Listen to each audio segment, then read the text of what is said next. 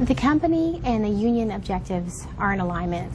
We both want our employees to be happy with what they do. We recognize that you spend so many hours at work. If it's something that you enjoy, and if you're working with people that you enjoy, it's not going to feel like work.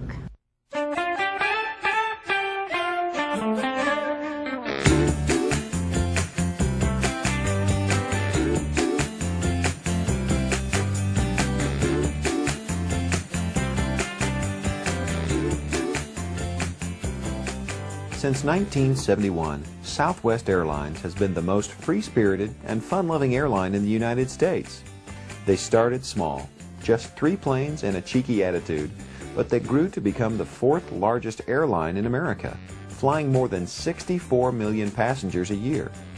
In an industry known for turbulence both in the air and in its boardrooms, Southwest's performance speaks for itself. Southwest is the USA's only consistently profitable major carrier. It has the best customer service record for baggage handling, for on-time performance, the least customer complaints, it canceled the smallest percentage of flights, has the best safety record, the lowest workforce turnover rate in the industry, and the best labor relations, despite the fact that at 85% it is the most unionized. Many attribute the success of Southwest Airlines to the close, positive working relationship it maintains with its employees and, by extension, its unions. A good suggestion for understanding Southwest Airlines' commitment to its employees is to read our mission statement. It says that our employees will be provided the same concern, respect, and caring attitude that they are expected to provide to every external customer. Southwest stands out not only in the airline industry, but across all industries as an example of how labor and management can work together to achieve extraordinary results.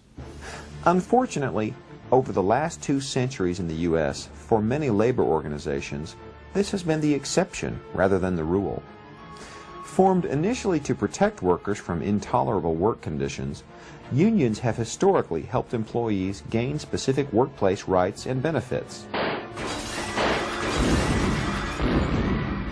Since the first labor union fell from power during the Haymarket Square Riot of 1869, many laws have been enacted leading to improvements in minimum wage, overtime, workers' comp, severance pay, child labor laws, and job safety. You've probably heard the name AFL-CIO. It stands for American Federation of Labor and Congress of Industrial Organizations. Originally 2 separate unions, they merged following the passage of the 1947 Taft-Hartley Act, which, among other things, outlawed the closed-shop agreements of the Wagner Act and gave power to the states for passage of right-to-work laws. Today, there are 68 national and international unions under this combined banner. One of the basic tools used in labor relations is the Negotiated Labor Management Agreement, better known as the labor contract. It sets the tone and clarifies the terms and conditions under which management and labor will function over a set agreed-upon period.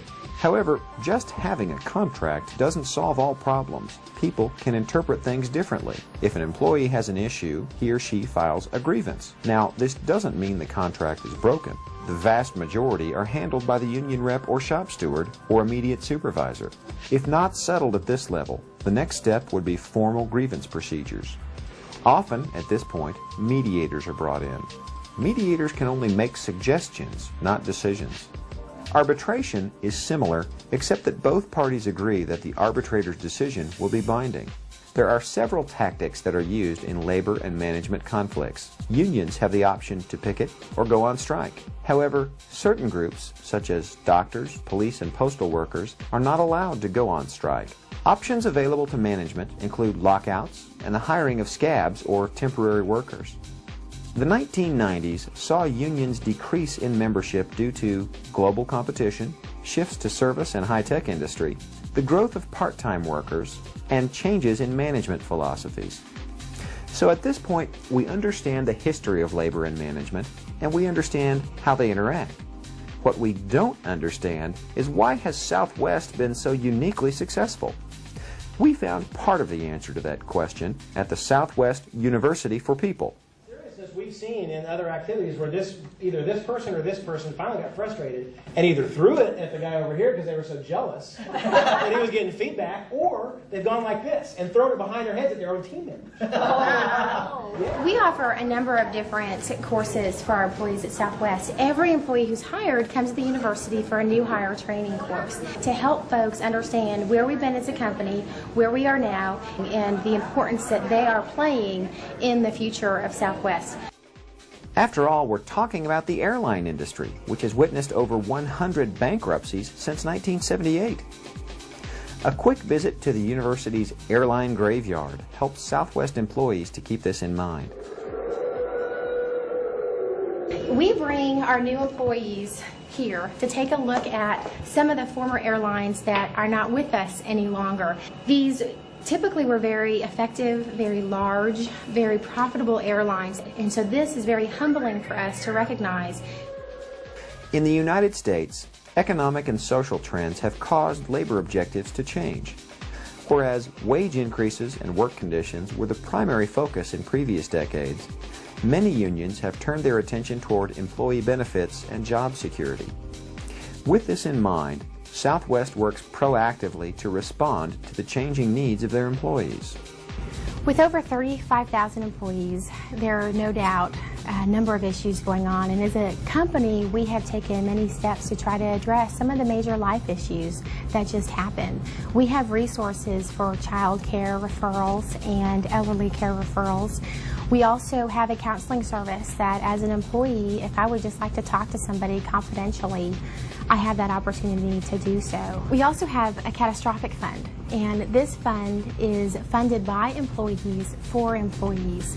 So if someone ran into a serious financial situation, if they came down with an illness, or they just needed some additional help from the company, this fund is there to support you in your time of need. The nature of Southwest employees' reaction demonstrates how positive management-labor relations can protect a company from the harsh reality of an economic downturn. Obviously, September 11th created a number of challenges for our company, and it was an interesting time to be here because we were able to witness employees coming together and being creative and becoming warriors of this airline and of this industry to ensure that we didn't fail. We had employees that weren't busy in their jobs because we slowed down our hiring, and they went and worked in other departments, and they traveled to different stations to help with security checks, and they just asked, what can I do to help the airline? This selflessness and can-do attitude is indicative of the attention and care that Southwest applies in areas of both hiring and training. We believe in hiring for attitude and training for skill, and a skill can be trained. An attitude can't be trained, and leaders are encouraged to work with their employees to determine, where do you want to go? The sky's the limit, and I am here to ensure that you get there. Does all of this seem too good to be true? Can a company avoid serious labor issues by following a particular management philosophy? After visiting Southwest Airlines, talking to workers, and observing hallway after hallway of employee photos and mementos, we believe the answer is yes. This is a company that truly loves its employees, and the employees love it back. A telling statistic? There are over 1,000 married couples at Southwest Airlines, including our host Elizabeth and her husband. When I first started working here, he was working for another company and came home and said, you know, I need to be in a good mood like you are every single day after work. How the heck do I get a job with Southwest Airlines? And he did about 5 years ago, and so we are one of the 1,000 married couples at Southwest. The airline that was built on love truly practices what it preaches. Love me more, and love me warm. Kiss me strong, come on and kiss me more.